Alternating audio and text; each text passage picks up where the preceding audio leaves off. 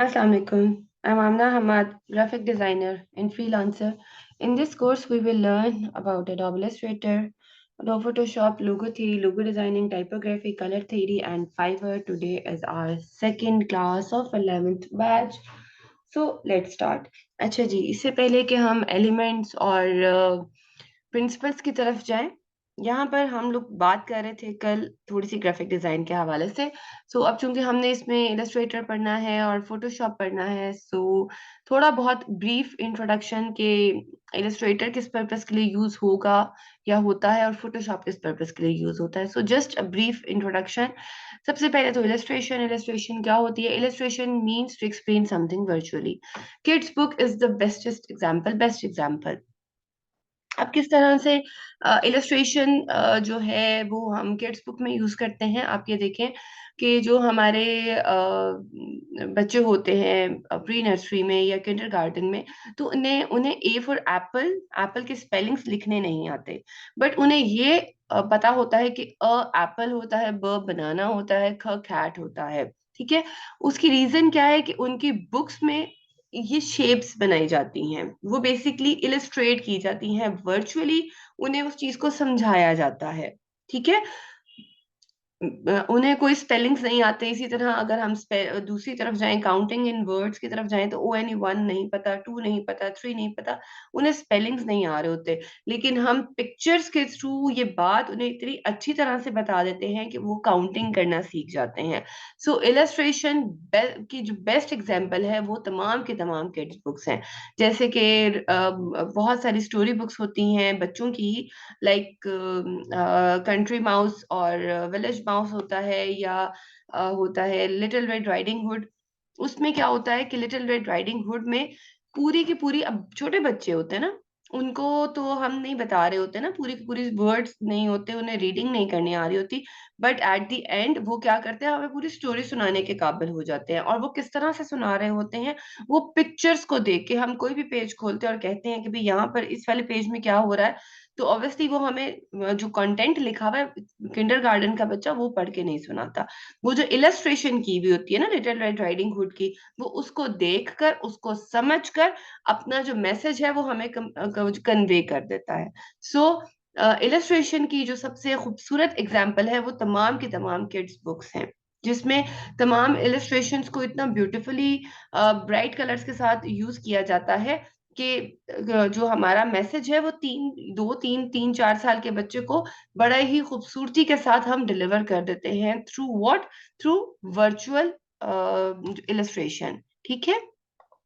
अच्छा जी। ठीक है, अब आ जाता है इंपॉर्टेंस ऑफ एआई यानी कि एडोब इलस्ट्रेटर।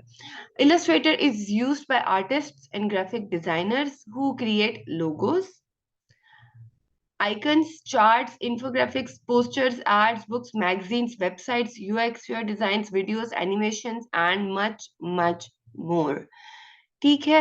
मतलब ये कि जो इलस्ट्रेटर है वो हम उसमें क्या क्या डिजाइन कर सकते हैं। बेसिकली जो हमारी सरफेस वर्किंग होती है, जो हमारी टेबल वर्किंग होती है, यानी कि वो चीजें जो प्रिंट होकर आनी होती हैं, वो हम कहाँ पर बना रहे होते हैं? वो हम एडोब इलस्ट्रेटर में बना रहे होते हैं।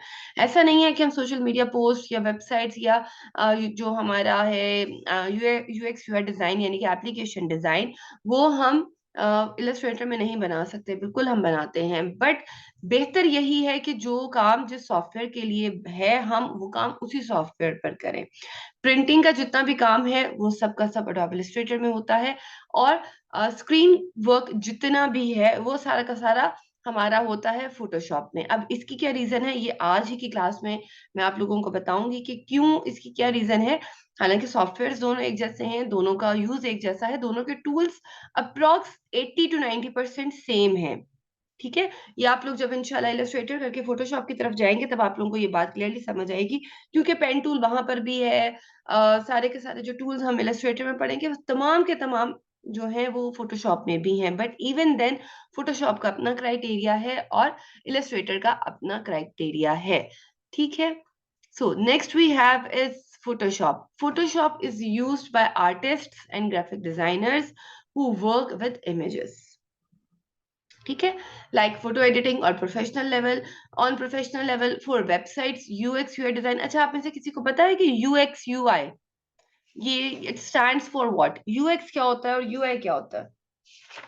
एनीवन, किसी को आइडिया है? मैंने आप लोगों को बताया था कि ग्राफिक डिजाइनिंग सीखने के बाद आगे फर्दर सब ब्रांचेस हो जाती हैं। जैसे हम, आप यूँ समझ लीजिए कि एक बनता है जनरल फिजिशियन, ठीक है, एमबीबीएस किया। अब एमबीबीएस करने के बाद एक तो ये है कि इटसेल्फ वो जनरल फिजिशियन बन जाए और अपनी सर्विस सेल करना शुरू कर दे। बट कुछ लोग होते हैं वो स्पेशलाइजेशन की तरफ चले जाते हैं। यस, स्पेशलाइजेशन पर जाने के लिए आपको मजीद पढ़ना पड़ता है। एंड यस, वंस अगेन, जो आप स्पेशलाइजेशन जिस चीज में करते हैं उसकी डिमांड भी ज्यादा होती है और उसकी अर्निंग भी जनरल फिजिशियन से काफी ज्यादा हायर लेवल की होती है। इसी तरह इसमें आगे फर्दर आप ग्राफिक डिजाइनिंग सीखने के बाद अब फर्दर इसमें आ जाएंगे आगे ब्रांचेस कि आप वेबसाइट्स की तरफ जाते हैं या यूएक्स यूआई डिजाइन की तरफ जाते हैं, आप स्टेशनरी डिजाइनिंग की तरफ जाते हैं, लोगो डिजाइनिंग की तरफ जाते हैं। वो एक बहुत लंबा क्राइटेरिया है। But right now my question is, does anyone know कि what is the meaning of UX UI? Basically इसको एप्लीकेशन डिजाइन होती है इसमें, बट इसमें जो यूएक्स है ये किस लिए स्टैंड कर रहा है और यूआई किस लिए स्टैंड कर रहा है? एनीवन, जल्दी से बताइए। ये तो जनरल नॉलेज की छोटी छोटी बात है। बताने का मकसद सिर्फ यही है कि जब आप लोग प्रोफेशनल लेवल पर बाहर जाए और आपसे कोई ये पूछे तो आपको पता हो कि यूएक्स क्या होता है, यूआई क्या होता है। जस्ट टेल मी यस और नो। अगर नहीं पता तो आप सिंपली नो लिख सकते हैं। थोड़ा सा अलर्ट रहने के लिए मैं ये छोटे छोटे क्वेश्चंस पूछती रहती हूँ ताकि मुझे पता चल जाए कि स्टूडेंट्स एक्टिव हैं नहीं एक्टिव हैं, रिस्पॉन्ड कर रहे हैं नहीं कर रहे। Anyone, just tell me yes और नो। अगर कोई आइडिया नहीं तो no problem. UX and UI stands for what? I'm waiting class.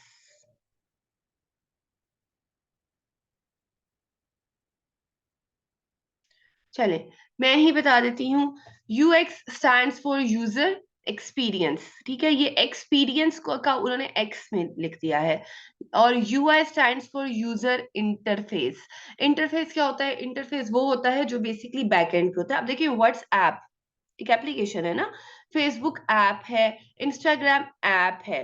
अब ये एक चीज तो हमें नजर आ रही है ना, जैसे व्हाट्सएप है, एक चीज हमें नजर आ रही है, वो है जी यूजर एक्सपीरियंस, कि हमारा एक्सपीरियंस उसके साथ कैसा है, हम उसको मतलब क्या चीज हमें अच्छी लग रही है, या बनकर जो एप्लीकेशन हमारे पास आ रही है वो हमारी यूज में कैसी है, ठीक है, उसके जो स्पेसिफिकेशंस हैं वो हमारे सामने कैसे हैं। बट बैकएंड पे उसकी क्या वो कोडिंग है, किस तरह से वो यूज हो रहा है, कौन सा बटन किसके साथ उन्होंने कनेक्ट किया हुआ है, कि जी क्लाइंट अगर जैसे हम यूजर हैं, यूजर इस बटन पर क्लिक करेगा तो वो उसको कौन से पेज पर ले जाएगी या कौन सी जो है साइट खुल जाएगी, इस तरह, ठीक है, वो है यूजर इंटरफेस जो कि बैकएंड पे डिजाइनर के सामने होता है, और यूजर एक्सपीरियंस जो कि हम एक्सपीरियंस कर रहे होते हैं।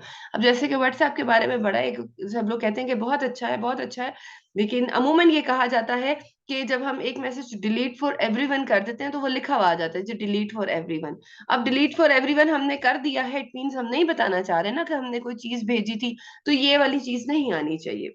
सो यूजर एक्सपीरियंस के तौर पे, being a user of WhatsApp, मैं कहूंगी जी मुझे ये वाला जो इसकी ये वाली एक है ना चीज, एक्सपीरियंस मेरा ये इसके साथ अच्छा नहीं है। सो वो होता है यूएक्स। और पीछे वो किस तरह वर्किंग कर रहा है, बनाने वाले ने, वो एप्लीकेशन डिजाइन करने वाले ने उस बटन को किसके साथ लिंक किया हुआ है, स्टेटस को किसके साथ किया हुआ है, ऑल दैट वो यूजर इंटरफेस है। ठीक है, तो मैंने कहा चलते चलते आपको ये भी बता दूं।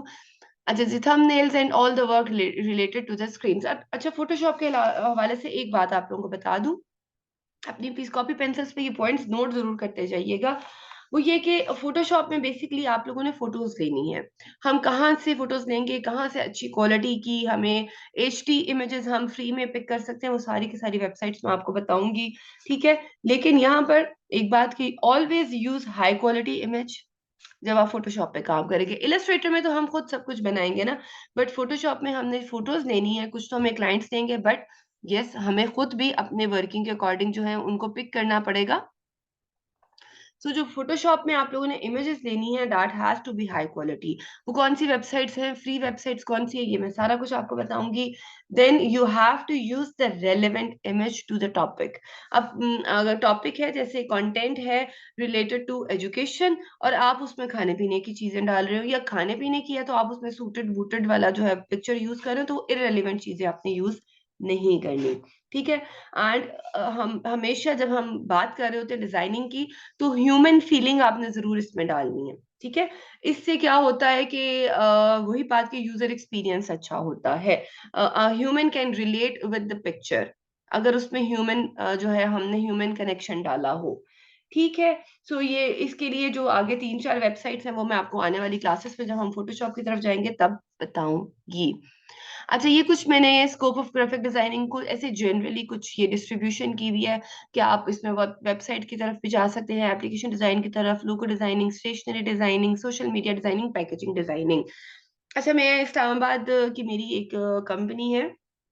आपको पता है कि इस्लामाबाद में हमारी जरा एक इलीट क्लास रहती है, और उनके शौक भी थोड़े डिफरेंट होते हैं। आपको पता है आजकल जनाब ये जो थीम वेडिंग्स और थीम बर्थडे पार्टीज, इन सब का बड़ा फैशन है कि जिस तरह का स्टार्ट होता है जी उनके ड्रेसिंग के कलर से, देन पूरी की पूरी वेडिंग उस तरह की होती है, देन उनका जो वेडिंग कार्ड होता है, इनविटेशन कार्ड होता है, उसके बाद उनके जो बॉक्सेस होते हैं, चाहे वो बिद के हों चाहे वो स्वीट्स के हों।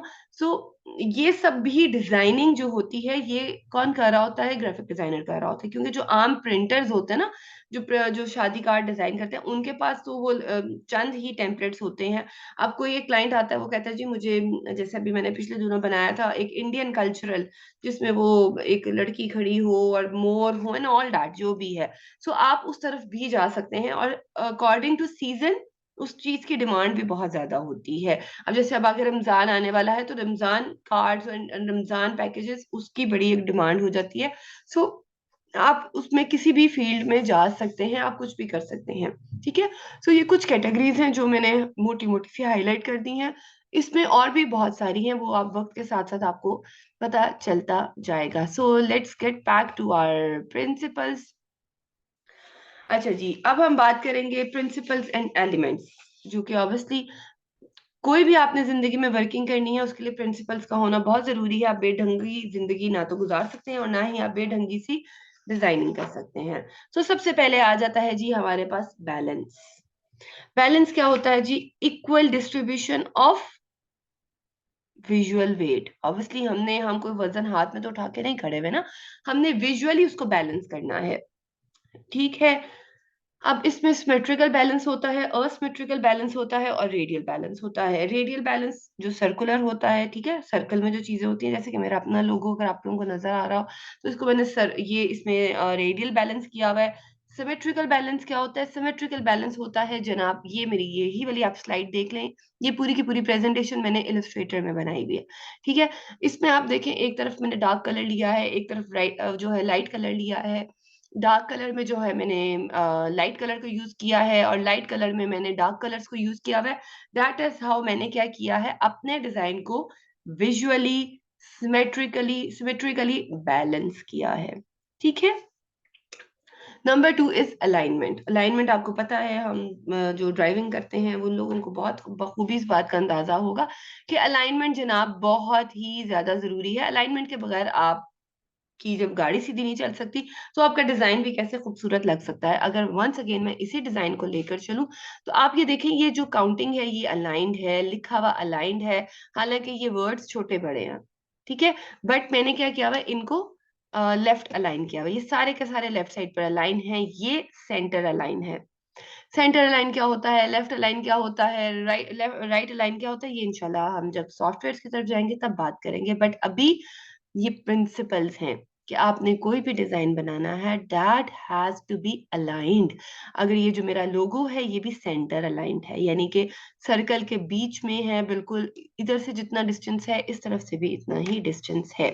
सो डिस्टेंस मेंटेन आप करेंगे तो ही आपके डिजाइन की खूबसूरती आएगी।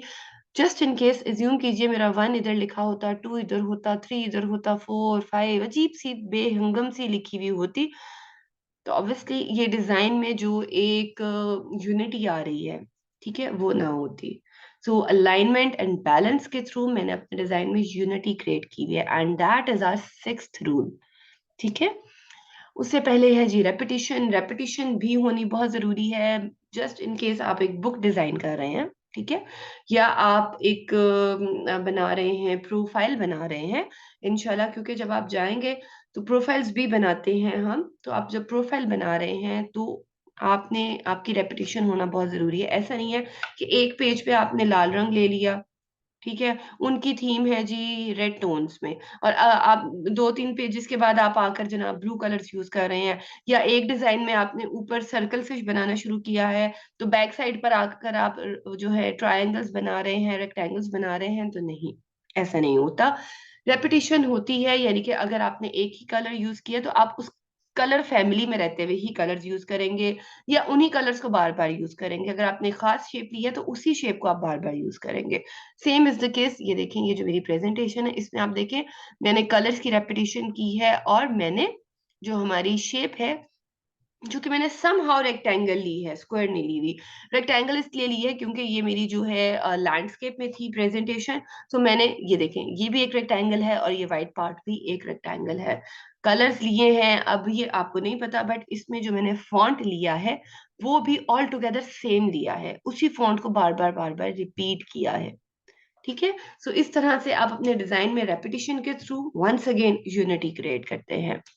Number 4 is contrast, which once again very important. Contrast होना बहुत जरूरी है। कंट्रास्ट हम कलर्स के थ्रू लेते हैं, हम फॉन्ट्स के थ्रू लेते हैं, हम वेट के थ्रू ले रहे होते हैं। ठीक है, अगर एक साइड पे हैवी वेट है तो हम उसके कंट्रास्ट में दूसरी तरफ लाइटर वेट की चीज यूज करेंगे।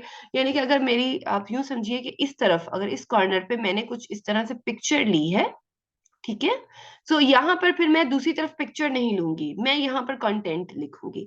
अगर मैंने सेंटर में पिक्चर ली है तो ऑब्वियसली मैं लेफ्ट और राइट में कंटेंट नहीं लिखूंगी, मैं उसको बैलेंस करने के लिए, उसको कंट्रास्ट देने के लिए, अगर मेरी पिक्चर बहुत ब्राइट है तो मैं क्या करूंगी, उसको कंट्रास्ट देने के लिए जो मेरा फॉन्ट है उसको थोड़ा लाइटर टोन में ले जाऊंगी। ठीक है, सो आप लोगों ने इन सब चीजों का ध्यान रखना है, एंड वंस अगेन कंट्रास्ट के थ्रू क्या होगी, हमारे डिजाइन में यूनिटी आएगी। Emphasis, which once again is very important. Emphasis क्या होता है, वो एरिया या ऑब्जेक्ट उस डिजाइन के अंदर जिस पॉइंट पर या जिस एरिया पर या जिस ऑब्जेक्ट पर हम अपने क्लाइंट की अटेंशन डाइवर्ट करना चाहते हैं, मतलब हम चाहते हैं कि आए, मेरा क्लाइंट आए, उसके सामने ये पोस्ट या उसके सामने कोई एप्लीकेशन का फर्स्ट पेज जाए तो वो इस पर क्लिक करे। आप ये देखें कि अब अक्सर हम जो है मतलब जो स्पॉन्सर्ड एड्स होते हैं तो उस पे शॉप नाउ बार बार लिखा हुआ आ रहा होता है। क्या होता है कि हमारी हमारी बेसिकली वो डिमांड क्या होती है कि क्लाइंट इस पर किसी तरह एक बार क्लिक कर दे। ठीक है, या वंस अगेन वही बर्गर वाली एग्जांपल है कि बर्गर लॉन्च किया है तो मैं बर्गर को इतना वो हाइप बनाकर दिखाऊंगी कि मैं, मेरी कोशिश ये होगी कि क्लाइंट की सबसे पहली नजर बर्गर पे जाए, फिर वहां से किधर आए, अगर मैंने कोई डील लगाई हुई है या मैंने उसमें कोई डिस्काउंट दे रही हूँ या कुछ भी। ठीक है, वो हम किस तरह करते हैं उसकी एक छोटी सी एग्जांपल है ये। अब ये देखिए, ये मैंने 6 एरोज हैं इस पिक्चर में, there are 6 arrows, but ultimately आप सबका आई फोकस कहां पर है, इस हाउस पर, जो कि सिर्फ एक है। ठीक है, क्यों, मैंने क्या किया है, कलर्स, विजुअल वेट, ठीक है, और कंट्रास्ट के थ्रू और रेपिटेशन के थ्रू क्या किया है, अपने देखने वाले की जो फोकल एरिया है, पॉइंट है, एम्फेसिस है, मैंने इधर कर दिया। अब आप जितना मर्जी एरो को देख लें, किसी भी एरो को देखें, बट नजर आपकी घूम कर ना चाहते हुए भी इस हाउस पर आएगी। ऐसे ही है ना। इसी तरह ये देखेंगे कितने सारे स्टार्स हैं, इतने सारे स्टार्स हैं, सेम वेट है, सब कुछ सेम है, बट आपकी नजर कहाँ पे जाएगी, ना चाहते हुए भी इस ब्लू वाले स्टार पर। ठीक है, सो मेरा मेरा बेसिकली मेरा मकसद ही ये था कि ये मेरा था फोकल एरिया। मैं चाहती थी कि सब देखने वालों की नजर इस पर जाए, सबसे पहले इस पर, और फिर इस पर, इसको देख ले, इसको देख ले, ना चाहते हुए भी आपकी आई जो है आपको लेकर इस ब्लू स्टार पर ही आ रही होगी। ऐसे ही है ना क्लास। सो ये है बेसिकली कि आप अपने जो मेन पॉइंट है, एम्फेसिस पॉइंट है उस पर कैसे आप अपने देखने वाले की नजर लेकर जाते हैं। और इन सब चीजों से वंस अगेन आपके डिजाइन में क्या क्रिएट होती है, यूनिटी। आई होप कि अब आपको समझ आ गया होगा यूनिटी इटसेल्फ क्या है। जब आप ये सब चीजें अपने डिजाइन में यूज करते हैं तो आपके डिजाइन में एक यूनिटी आती है, आपका डिजाइन बिखरा हुआ नहीं लगता, डिसिप्लिन्ड लगता है। And number 7 once again movement. अब मूवमेंट कैसे है, मूवमेंट ऐसे कि जो हमारी मूवमेंट ऑफ आई है, ठीक है, आई ट्रेवलिंग जो होती है, वही जो मैंने आपको बताया है कि हमारा फोकल पॉइंट जो है कि जहां पर क्लाइंट की आंख जाए, उसकी आई मूव करे, वो आप अपने डिजाइन में किस तरह से यूज करेंगे, ये आप लोगों पर डिपेंड करता है कि आप कलर्स के थ्रू या वेट के थ्रू या कंट्रास्ट के थ्रू, ठीक है। बेसिकली जो देखने वाले की आई मूवमेंट है वो आप अपने डिजाइन में क्रिएट करेंगे। So these are the 7 principles of design. I hope कि यहां तक सब क्लियर है। ओके, अब हम बात करते हैं थोड़ी सी एलिमेंट्स की। ऑब्वियसली अब डिजाइन तो हमने बना लिया और डिजाइन में हमने ये भी देख लिया कि कौन कौन से प्रिंसिपल्स हैं, बट उसमें डिजाइन बनेगा किस तरह से, ठीक है। डिजाइन में बहुत सारी चीजें आ जाती हैं, बट यस सबसे पहले जो चीज है वो है जी डॉट, ठीक है। ऑब्वियसली कोई भी चीज है, वो चाहे पिक्चर है या चाहे आपकी इलस्ट्रेटर में कोई आपने लाइन बनाई है या कुछ भी है, आगाज उसका डॉट से ही होता है, ठीक है। And second we have line. अब लाइन में 3 तरह की लाइंस आ जाती हैं, वर्टिकल, हॉरिजॉन्टल और डायगोनल, ठीक है। वर्टिकल, हॉरिजॉन्टल और डायगोनल। वैसे मैं आपको सरे राह बता देती हूँ कि इन लाइंस का भी एक मतलब है, आप ये मत समझिएगा कि ये लाइंस हैं और ऐसे ही है, नहीं। इन लाइंस का भी अपना एक मतलब है, हर चीज की अपनी एक जुबान है, ठीक है। Vertical lines are used to show power. Vertical lines are used to show power. Horizontal lines are used to show comfort and peace, whereas the diagonal lines are used to show movement, ठीक है। आपने कोई इस तरह की आप चीज बना रहे हैं जिसमें आपने मूवमेंट शो करनी है, तो आपका जो बैकग्राउंड समहाउ अगर आप ले रहे हैं तो आप उसमें डायगोनल लाइंस शो कर सकते हैं या कहीं ना कहीं, ठीक है। इसी तरह अगर बैकग्राउंड में आप थोड़ी सी हॉरिजॉन्टल देंगे तो इट मीन्स आप कंफर्ट और पीस वाली चीज बना रहे हैं, और वर्टिकल जब आप लाइंस यूज करेंगे तो it means you are showing the power. अच्छा जी, देन वी हैव शेप। और शेप में भी हमारे पास 4 शेप्स आ जाती हैं, square, rectangle, triangle and circular. अच्छा, अब इसमें सबसे पहले शेप्स की अपनी कुछ टाइप्स होती हैं, जैसे कि ज्योमेट्रिकल शेप्स जो बहुत कैलकुलेटेड होती हैं, ठीक है, इतने इंचेस बाय इतने इंचेस। ऑर्गेनिक शेप्स जो कि मतलब नेचुरल होती हैं, ठीक है, जैसे एक पत्थर हो गया या पानी हो गया, जो भी उनकी एक शेप बन रही होती है, वो नेचुरल होती है। देन वी हैव एब्स्ट्रैक्ट, ठीक है। एब्स्ट्रैक्ट क्या होते हैं, जो ज्योमेट्रिक और ऑर्गेनिक दोनों को मिलाकर बनाते हैं, ठीक है। अच्छा जी, अब यहाँ पर इसी तरह सरे राह मैं बता देती हूँ आपको, इन शेप्स की भी अपनी एक मीनिंग है। Square shape is use to give weight और स्ट्रेंथ, यानी कि अगर आपने वही वंस अगेन जरा पावर शो करनी है तब हम स्क्वायर लेते हैं। जैसे कि आप ये देखें कि जितनी भी हमारी सोशल मीडिया पोस्ट्स हैं वो सब स्क्वायर में होती हैं, दे हैव वेट themselves, यानी कि उनकी इतनी पावर होती है कि हम उन्हें देख सकते हैं। And then we have rectangular shape, it is use to give length और डायरेक्शन, ठीक है। आप लोगों को पता है एक एरो कैसे बनता है, एरो कैसे बनता है, हम 2 शेप्स को कंबाइन करते हैं तो जनाब एक एरो बनता है। और वो कौन कौन सी शेप्स होती हैं, वो होती हैं rectangle and triangle. It means कि ट्रायंगल भी जो है वो डायरेक्शन के लिए होता है, ठीक है। आप नेक्स्ट टाइम से, आप चूंकि आप ग्राफिक डिजाइनिंग की फील्ड में आए हैं, तो आप लोगों ने अपनी ऑब्जर्वेशन को थोड़ा नहीं बहुत ज्यादा शार्प रखना है, छोटी छोटी चीजों पर ध्यान देना है। And circular shape, once again circular, it's just like a wheel. तो जो सर्कल है वो जनाब, जब हमने कोई इस तरह की हम डिजाइन बना रहे हो, जब हमने मूवमेंट का जो है इम्पैक्ट देना हो, तब हम सर्कुलर शेप यूज करते हैं। And next we have size, size वही मैंने आपको बताया है कि जैसे ये बिल्कुल हमारे बैलेंस की तरह होता है कि कहाँ पर हमने विजुअली उसको बैलेंस करना है, किसका साइज कितना बड़ा होगा कितना छोटा होगा। ये जब आप अपना डिजाइन बना रहे होंगे और आपने उसको बैलेंस करना है, तब कि कौन सी जो लाइन है वो बड़ी हो कौन सी छोटी हो। अगर आपने एक साइड पे बड़ी शेप ले ली है तो दूसरी साइड पे आप ऑटोमेटिकली छोटी शेप ही लेंगे। ठीक है। And next is 5 and which is space, जो कि बहुत इंपॉर्टेंट है। Here are some examples of space. अब स्पेस एक जब हम सुनते हैं तो हमारे जहन में यही आता है कि जी स्पेस जो हम हमारे लेटर्स में देते हैं ना, ABC लिखते हुए, या हम जैसे लिख रहे हैं आमना हमा, तो हमें पता है आमना और हमा के दरमियान में एक स्पेस होगी। लेटर्स में कितनी स्पेस होगी, वर्ड्स में कितनी स्पेस होगी, वहां यहाँ पर टाइपोग्राफी में तो स्पेस का हमें बेसिकली सबको नॉलेज है। बट यहाँ पर जो स्पेस है that is means positive space and negative space. अब जनाब पॉजिटिव स्पेस क्या होती है और नेगेटिव स्पेस क्या होती है?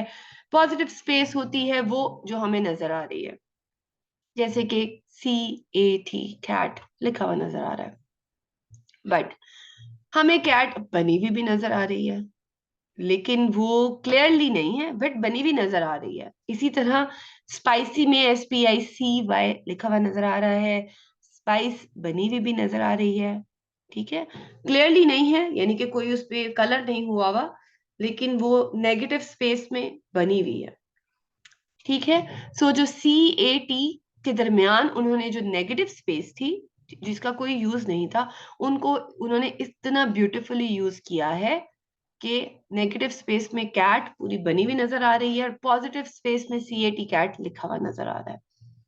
ठीक है। इसी तरह यहाँ पर ये जो स्पाइसी है, ये ICY के दरमियान में उन्होंने जो नेगेटिव स्पेस, यानी कि जिसका कोई मकसद नहीं था, खाली थी, आप लिख भी देते तो कोई मसला नहीं था, बट उन्होंने उसको इतना ब्यूटीफुली यूज किया है कि पॉजिटिव स्पेस में स्पाइसी लिखा हुआ है और नेगेटिव स्पेस में हमें वो बनी हुई नजर आ रही है। Same is the case with hip hop. FedEx में क्या है? फेडेक्स में कहाँ है नेगेटिव स्पेस और क्या बना हुआ है? मुझे तो कुछ नजर नहीं आ रहा, आप में से किसी को नजर आ रहा है? जस्ट टेल मी यस और नो, और जल्दी से बताइएगा प्लीज, सो मत जाइएगा।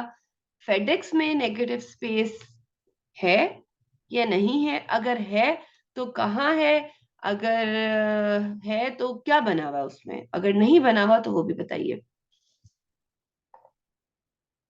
नहीं है नेगेटिव स्पेस, आमिर साहब कह रहे हैं कि नेगेटिव स्पेस नहीं है। ठीक हो गया। कोई और? DE के दरमियान वो कह रहे हैं नेगेटिव स्पेस है या नहीं है, क्या मतलब क्या कह रहे हैं आप? है। कहाँ है आतिफ साहब? कहाँ है? और है तो क्या है, मतलब क्या बना हुआ है उसमें? मुझे तो नहीं समझ आ रही कुछ, जल्दी से बताइए।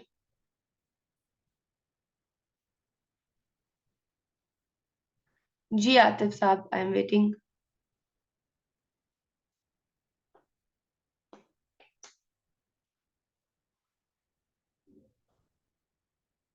की बनी हुई है? कहाँ पर बनी है? शायद कहाँ पर? की किधर बनी हुई है? अच्छा पहले मुझे ये बताइए, DE मिलकर की बना रहे हैं, ओके, ठीक है। आप मुझे ये बताइए फेडेक्स किस चीज की कंपनी है? जो फेडेक्स है वो किस चीज की कंपनी है, किसी को आइडिया है? Courier, very good. और बड़ी फेमस है क्योंकि ये नेशनल इंटरनेशनल लेवल पर यूज होती है। Logistics and courier, very good.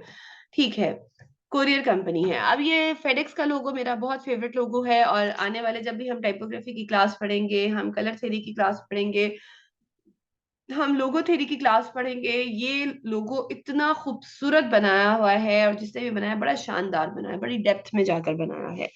अच्छा जी, कोरियर कंपनी है, फाइन इनफ। ठीक है। अब इस कोरियर कंपनी में नेगेटिव स्पेस कहाँ है, कहाँ नहीं है? है तो उन्होंने अपना आइकन बनाया हुआ है, नहीं बनाया हुआ ये मैं आप लोगों को बताती हूँ, बट उससे पहले आप लोग क्लास को रीज्वाइन करेंगे। मैं आप लोगों के साथ लिंक शेयर कर रही हूँ, please rejoin the class. Thank you.